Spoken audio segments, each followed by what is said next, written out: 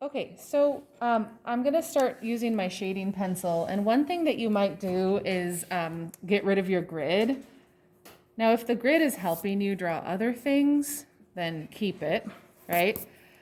But we want to add as much realistic shading as possible.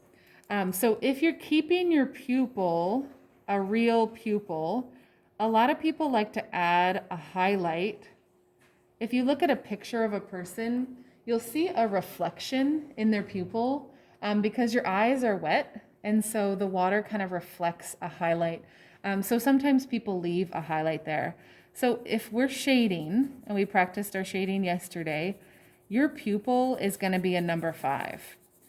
It's the darkest part of your eye, and it's going to be the darkest value. Now, some of you are transforming the pupil into something else, but you might want to make the pupil dark no matter what shape it is or what might be inside or the outside of your eye. So your pupil is going to be your darkest value. Now, you don't have to shade right now. We're just watching. Okay, other tricks. Your iris. If you have blue eyes, if you have really dark eyes, if you have hazel eyes, there's a black ring around your iris. Remember, this is where your iris is. So I like to make a nice thick black shade around the iris to start with. And then you can even make it a little bit thicker just to make it stand out. Your iris has kind of like a sunburst around the pupil. But there's a couple tricks that you might have learned in the practice. So I'm using my shading pencil. Start the sunburst just a little bit away from the pupil, like this. There's a little bit of a gap. If you look at somebody who has blue eyes, you can see this a little bit easier. There's a little bit of a gap between the pupil and like the shade of the sunburst. Now, if you have really dark eyes, it's kind of harder to see that. But I'm turning my paper and I'm just starting to kind of develop the texture of the iris. Now, depending on your surreal drawing, you might make this realistic or you might make it surreal. I'm going to start with my shading pencil, and then I'm going to move to my number 2 pencil just to get some lighter values. And I need to sharpen my shading pencil. What's it? Yeah, I'm using the blue shading pencil. Do you see how, though, I turn it? I don't try to do that sunburst in one direction. I'm turning my paper as I go. And then I'm going to actually switch to my regular pencil and use the side of it to get a lighter value and fill in the inside or the outside, the background shade. You might even decide to like smudge your shading a little bit. I'm showing you like some very extreme bold shading. And I'm doing a combination of my number 2 pencil and my shading pencil. Now again, it really depends on your design, because if you're changing the inside of the iris, you might not shade it realistically. Because these eyes are so large, you would end up seeing the texture in an eye. Now some of you are changing the shape of the iris and things like that, so it really does depend on your design idea.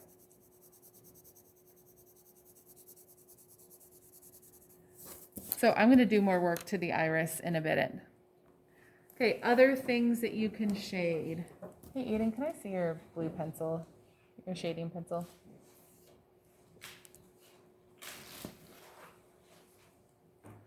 And we're going to continue this next week. I just wanted to show you a couple things. Your eyelid, the top eyelid, is going to be dark and it's going to cast a little bit of a shadow onto your eyeball. So sometimes it's nice to add a little bit of shadow under the eyelid. And again, I'm videotaping this so that you can rewatch it. That I do smudge because I think it helps to kind of, you know how your eyeball is round? It's going to have a shadow. You remember when we did the sphere? If you want the white of the eyeball to look round, you're going to put little shadows where it's really hard to talk and draw at the same time, where the eyelids overlap the eyeball. Some people also round the shadows on the corners just to make their eyeball look more rounded. My lighter shading, I do smudge. My darker shading, I usually don't. Now, your tear duct right here, that's another thing to think of. You're going to see the edge of your eyeball right here, and so you can shade in your tear duct.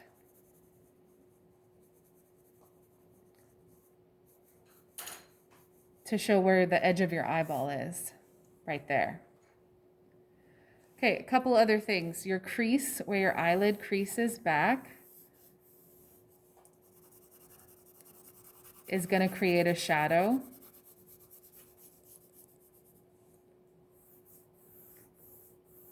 And the last thing I'm going to talk about today is eyelashes. Tricks with eyelashes. Your eyelashes don't go like this, right? If you really look at your eyelashes, they start short towards the center and they curve out towards the outside of your eyes. So here's my trick, and I love this trick. I want you to try it.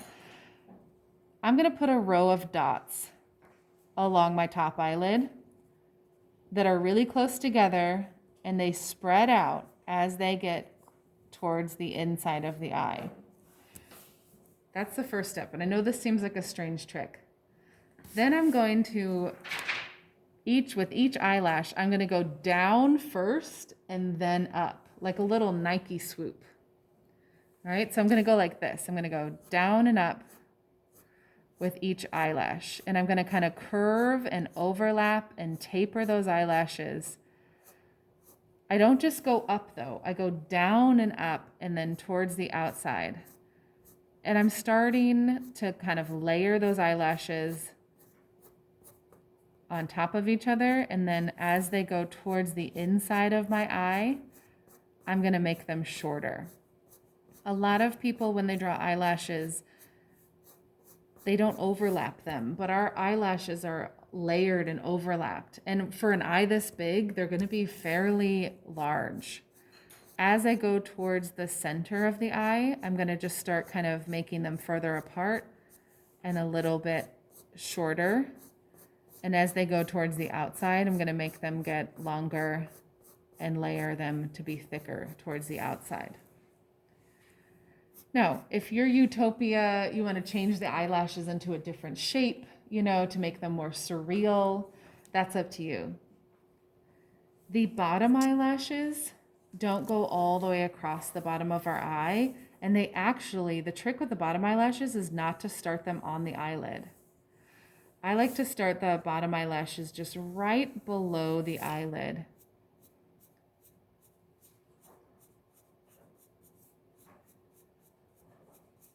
And I would take my time if I was doing this on a final drawing. I'm just kind of giving you guys a little bit of advice about some of the finishing details. Just like we did with that video practice. The eyeball. You might add some shading below your eye to show the roundness of the eyeball too. So that's why I kept that big circle, because I usually add some shading below the eye and above the eye.